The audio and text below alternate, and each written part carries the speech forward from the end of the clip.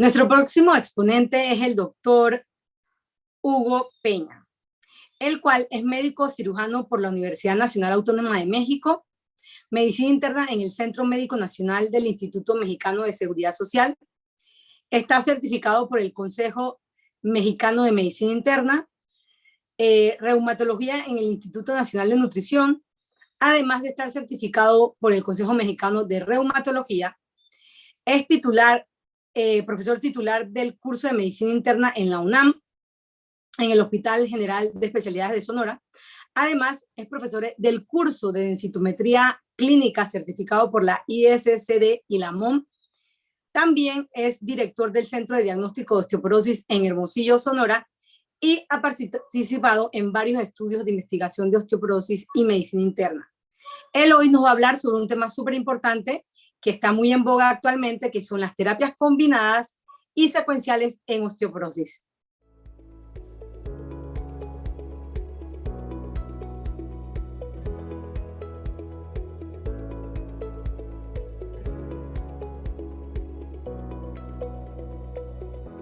Estamos de nuevo aquí con ustedes para comentarles algún tema en relación a la terapia combinada y terapia secuencial. ¿Cuál es la evidencia? ¿Qué dicen los estudios en relación a este tema tan interesante y que tiene tanto futuro? Recuérdense, y les voy a comentar algo de lo que dijimos en la mañana, es en relación a los objetivos que hay en el tratamiento de la osteoporosis. Tenemos varias familias de medicamentos que siguen siendo los de primera línea, más en nuestros países, pues son de primera línea. Los osteoformadores que van a venir a desplazar algunas de las terapias y que se consideraban antes en los pacientes de alto riesgo. A veces los pacientes son de tan alto riesgo que los dejamos hasta el final y no funcionan tal vez como quisiéramos que funcionaran. Quiero comentar con ustedes dos metaanálisis. Este es el de Register, donde en esta franja verde ven que todos los medicamentos, todos, reducen el riesgo de fracturas vertebrales. Abaloparatide un poquito más, teriparatide, romosozumab, todos reducen el riesgo de fracturas en este rango, el riesgo relativo. El riesgo relativo, hay unos que están, los bifosfonatos orales un poco menos, tal vez por la falta de adherencia o algo en la absorción, pero todos reducen el riesgo de fracturas vertebrales. En este es el metaanálisis de la doctora Barrio Nuevo, creo que es colombiana, no es peruana. También coinciden plenamente en que todos reducen el riesgo de fractura vertebral. El problema viene, como les comentaba antes, con las fracturas no vertebrales. Cuando hablan de fracturas no vertebrales, los expertos que no especifican bien. La no vertebral, la mayor parte de las veces no incluye la de cadera. La de cadera se debe de incluir en una forma separada, porque es muy diferente tener una fractura no vertebral en el antebrazo que una de cadera.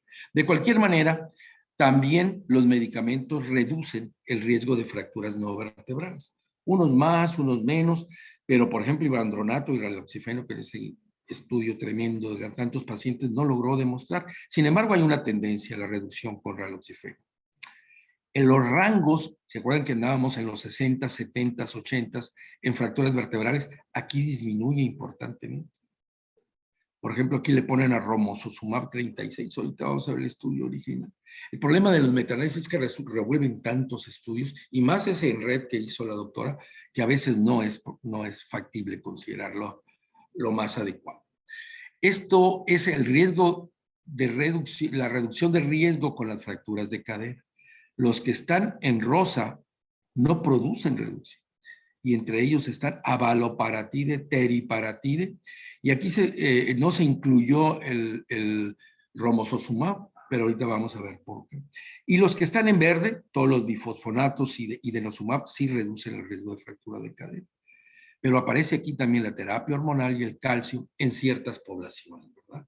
De tal manera que los que reducen importantemente el riesgo de fractura vertebral no aplica probablemente para fractura de cadera. Eso hay que tenerlo en cuenta cuando vean un paciente. Cuando ustedes revisan el artículo, este es de la doctora Barrio Nuevo, dice que el alendronato reduce el riesgo de fractura de 40, 37, 40, por ahí andan todos, ¿se fijan? No es así muy importante. Y el romosozumab, que en realidad es de un 38%, salió 56 más que todo. Ahorita es muy interesante eso. En los estudios pivotales donde viene la información, pues es un poquito más, ¿verdad? Pero todos andan más o menos en esta. Y en el ARC, que es el único estudio que ha demostrado reducción de fracturas, anda en 38. La doctora le da 20% más. En fin. Pero lo que les decía, vean la reducción del riesgo absoluto. Uy, me van a decir que poquito. No, pues así es. Pero si lo magnifican el riesgo relativo, pues se impresiona a la gente. Pero esto en realidad no es para impresionar gente, sino para que vean el número de pacientes que hay que tratar para que uno no presente una fractura.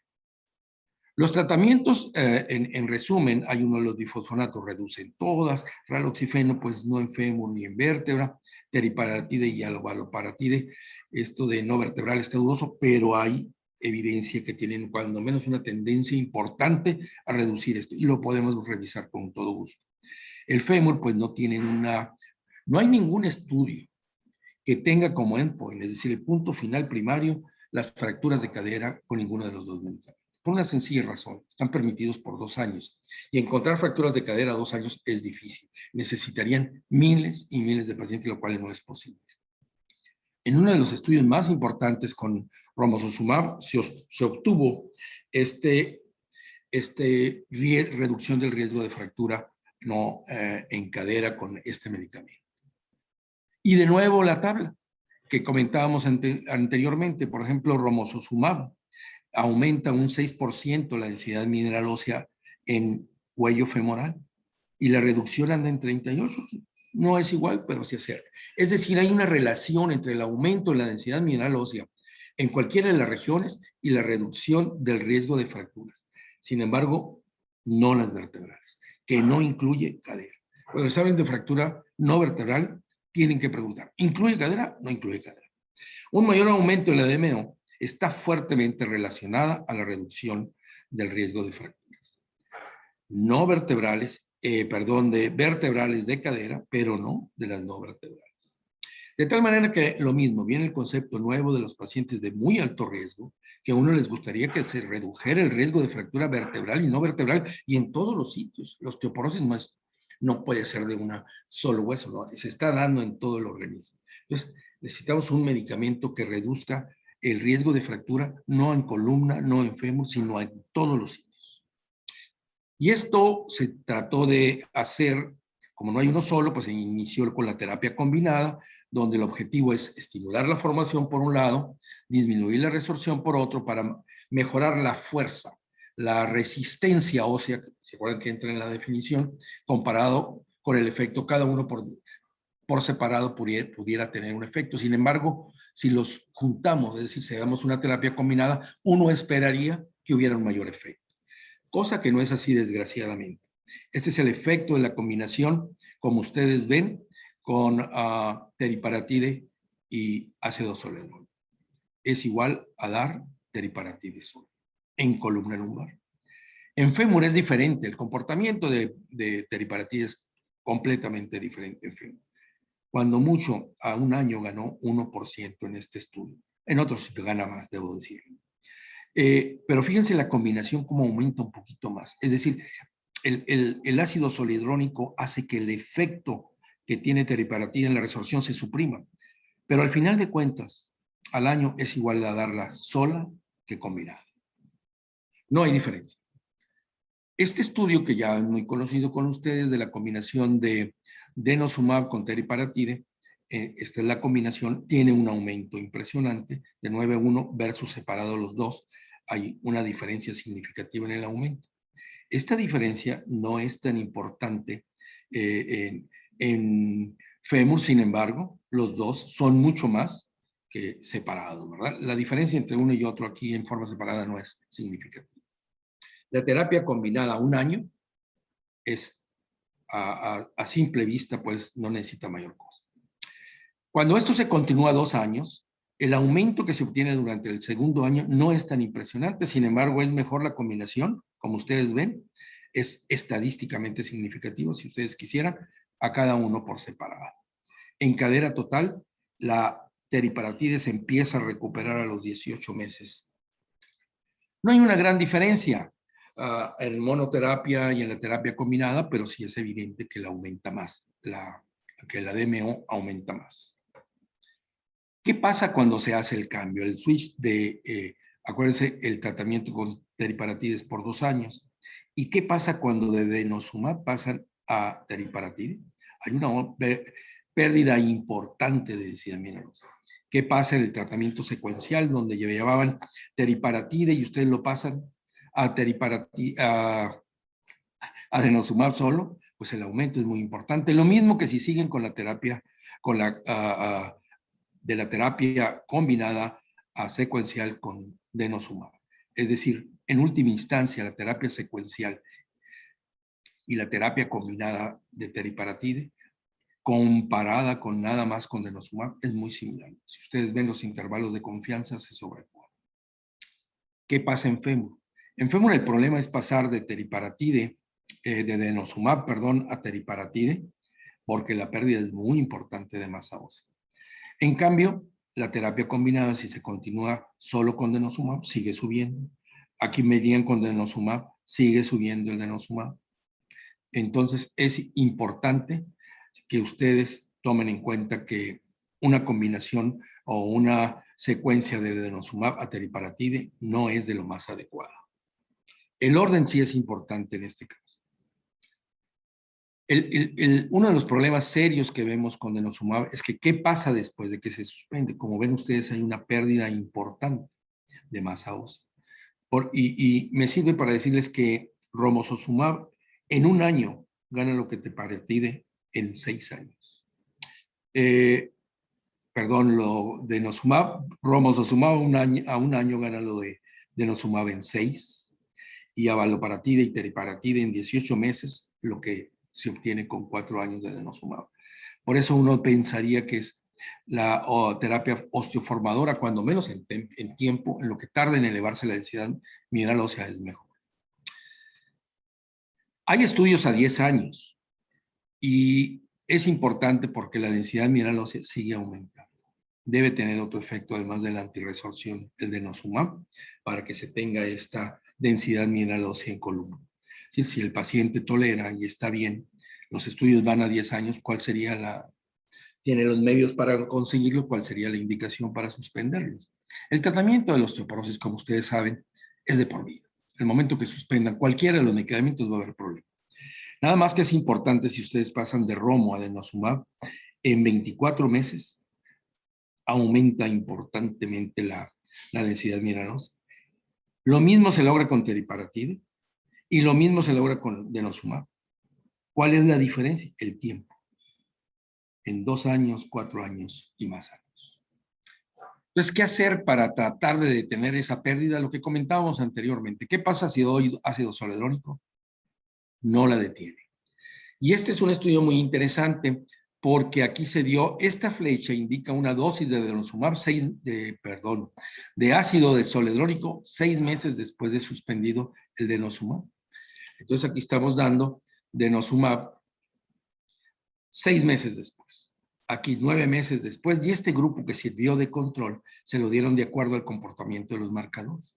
Y si ven ustedes, independientemente del tiempo que lo den, no hay detención en la pérdida de masa ósea post-denosumab. Recuerden que estos estudios es para ver el comportamiento de la densidad mineral ósea y no tiene que ver con fracturas. La terapia combinada, pues, no la mencioné por falta de tiempo, pero ya hay con estrógenos, con raloxifeno, hay toda la terapia que se pueden imaginar. La terapia combinada con teriparatide y denosumab es mejor en el primer año, sin embargo, parece ser un esquema útil, nada más que en relación a fracturas habría que comprobar. La terapia secuencial es importante, y esta tabla es importante porque la mayor parte de los pacientes han sido tratados previamente con alendronato. Si estos pacientes ya recibieron alendronato, una de las mejores opciones es darle los osteoformadores. Aquí están en rosa. Cualquiera, pues en este caso es teriparatide. Sin embargo, la respuesta se ve detenida, se ve disminuida si ese paciente que va a recibir teriparatide recibió previamente bifosfonatos. Aquí está el grupito, hay 3 estudios con denosumab, donde también la respuesta se ve reducida. Y si le siguen con el bifosfonato, pues aún con el ácido zoledrónico, que es muy potente, no hay respuesta. De tal manera que el haber recibido un antirresortivo previo a cualquier otro de los medicamentos osteoformador o denosumab, detiene, la respuesta no es tan buena como si fuera virgen el tratamiento. Sin embargo, es mejor continuar con teriparatide que denosumab en un momento dado a continuar con el antirresortivo. En fémur, la respuesta es diferente. Vean qué pasa después de alendronato y teriparatide. Se tarda casi 18 meses en recuperarse. Este es un estudio interesante porque nada más con alendronato sigue aumentando. En este caso le dieron nada más denosumab durante un año y hay una respuesta favorable, ¿verdad? De tal manera que lo importante de este estudio es que la teriparatide condiciona una disminución importante en los primeros 18 meses y se empieza a recuperar. Este es un estudio seguramente muy conocido por ustedes, donde este es el grupo tratado con teriparatide. Aquí les dieron teriparatide y luego les dieron un antirresortivo débil, ¿verdad? Raloxifeno. No hay ninguna ventaja de continuarlo. La ventaja sería el costo, ¿verdad? Pero se mantiene la DMO, lo cual es muy importante. Quiero comentarles el estudio, el primer estudio con Romo, que es este Fracture. Esto estaba tratando de leer aquí. Romosozumab, pues, seguido de denosumab a 12 meses. Un importante aumento en la densidad mineral ósea, que aumenta todavía más con el denosumab. Este 17 es lo que se logró con denosumab a 8 años. Aquí lo tienen ustedes a 2 años. En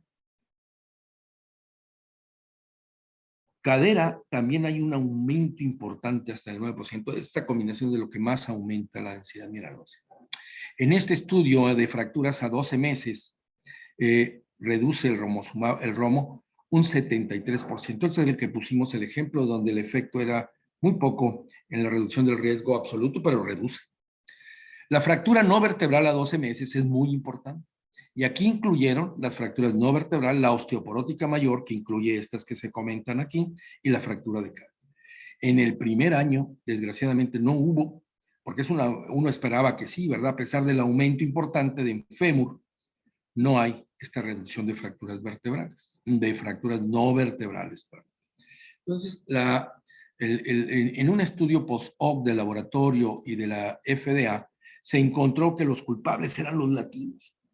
Entonces, cuando excluyeron a la población latina del estudio, que era el 40%, 3,000 participantes latinos, y contra el resto del mundo, pues ganaron el resto del mundo, porque en el resto del mundo hay una reducción significativa del 42% en fracturas no vertebrales con romo, mientras que en el grupo latino se fracturaron más en el grupo tratado. No tiene significancia estadística, es mínimo, pues, pero de todas maneras 5 fracturas más no pinta. Pero lo importante es que este grupo que se integró de latinos, que participaron algunos de los países, algo pasó, que el riesgo de fractura no estuvo bien controlado. La doctora Cosman señala un país en especial. No creo que sea eso, pero en fin. En el estudio primario con romosozumab, la extensión con denosumab a 2 años más, es decir, 3 años en total, mantiene la reducción, aumenta importantemente, tanto en fémur. Fíjese cómo el tercer año casi no hay aumento en la densidad mineral ósea, pero se mantiene, lo cual es muy importante.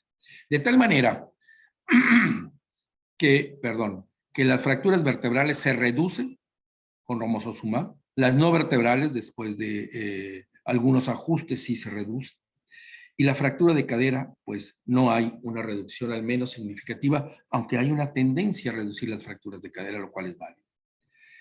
El tratamiento secuencial de romo por 12 meses seguidos con 2 años de denosumab reduce el riesgo de fracturas vertebrales y no vertebrales, y hay una tendencia a reducir las fracturas de cadera. Es importante, como lo habíamos comentado, qué va a pasar con romo después de suspenderlo. Este es un año, y si le siguen con denosumab, hay un aumento importante. Pero el denosumab, ¿qué pasa si lo suspendemos? Va a bajar. No se detiene por completo con el ácido zoledrónico aquí, pero se permanece un poco más. Y lo más interesante es que si ustedes dan placebo después, hay una pérdida importante. Vuelven a reiniciar el romo, vuelve a aumentar.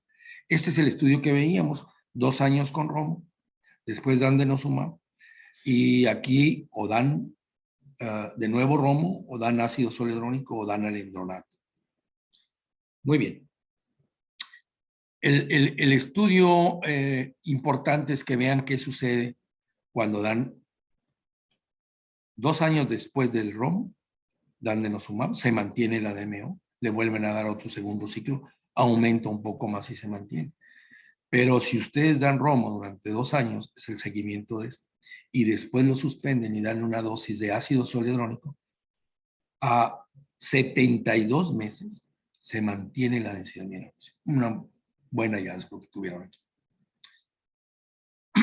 Quiero comentar brevemente lo que sucedió aquí, pues, en el otro estudio, en el ARC, con romosozumab. En este estudio se les dieron al mismo tiempo romosozumab y alendronato. Y al suspender romosozumab, el alendronato mantiene la densidad mineral y aumenta discretamente, tanto en columna lumbar como en fémur. La incidencia de fractura es importante. Las fracturas a 12 meses disminuyeron, las vertebrales, y en el punto final primario a 24 meses también disminuyeron. ¿Qué pasa con las no vertebrales en el segundo estudio? Pues disminuyeron muy poco en el primer año. Y al segundo año disminuyen casi en una P límite, y lo que se ve, pues, es que hay un poco menos de fracturas. El tratamiento con romosozumab por 12 meses seguido de 2 años de alendronato reduce el riesgo de fracturas no vertebrales y vertebrales también. Lo importante de este estudio es que no estaba planeado, pero hay una reducción del riesgo de fracturas de cadera significativa contra más de 1.2% de reducción del riesgo absoluto, y anda muy similar a lo que ha producido denosumab y cualquiera de los bifosfonatos. Esto es para explicar nada más la diferencia, porque en un estudio sí se comprobó reducción de fracturas y otro no, y es que los pacientes ingresados en el estudio ARC tenían un riesgo de fractura basal más elevado, porque eran de mayor edad, tenían más fracturas, pero también tenían mayor riesgo de eventos cardiovasculares. En abaloparatide sucede algo similar. Este es un estudio comparativo con teriparatide y placebo. Muy, muy interesante este estudio, porque nos dice cómo se comportan los dos derivados o análogos o estimulantes de los receptores, y no hay gran diferencia. 86 contra 80 de riesgo relativo. Esto significa 2 fracturas menos en el grupo tratado con abaloparatide. En realidad no hay diferencias. El riesgo absoluto también es importante. El número de pacientes a tratar es muy similar, y el comportamiento de los dos medicamentos en relación a fracturas vertebrales es muy similar. En este caso, ahorita les voy a mostrar los demás datos, pero abaloparatide y teriparatide reducen el riesgo de fracturas vertebrales en forma relativa a un 80%. En este caso, les quería comentar lo que sucede con las fracturas. Aquí se dio un seguimiento a 18 meses y después se sigue con alendronato. El alendronato aumenta discretamente la DMO, cuando menos la mantiene, tanto en columna lumbar como en fémur total, lo cual es muy bueno. Y en el ActiveSTEN a 18 meses, como ustedes ven, tanto a 18 meses como en la extensión hasta 43 meses, la reducción del riesgo de fractura vertebral se mantiene. No sucede lo mismo desde el punto de vista de fracturas no vertebrales. Si ustedes comparan abaloparatide con teriparatide, en este caso, abaloparatide comparado con placebo reduce el riesgo de fracturas no vertebrales. Teriparatide comparado con placebo no reduce el riesgo de fracturas vertebrales. Este sí, este no. ¿Qué pasa si los juntamos los dos? No hay diferencia. Cuando ustedes comparan teriparatide con placebo, no hay reducción.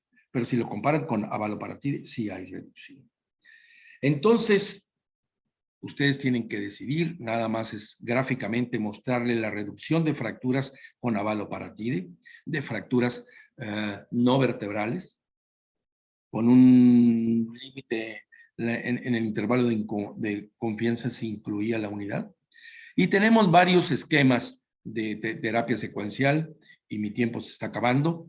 Quiero decirles que si ustedes comparan los tratamientos o la elevación de los medicamentos en forma aislada con las secuenciales, seguramente el futuro va a ser la secuencia en los tratamientos. Para terminar, todo tratamiento debe ser individualizado. Tienen que ir pensando qué van a hacer si por alguna razón se suspende un medicamento, sobre todo cualquiera que este sea, porque va a perder su efectividad. La suspensión de un agente anabólico necesariamente requiere que den ustedes otro medicamento. Antes era un potente antirresortivo, puede ser otro, ¿verdad? Los bifosfonatos sí permiten un tiempo libre sin tratamiento, 1, 2 años, 2 años, 3 años, dependiendo del bifosfonato que usen.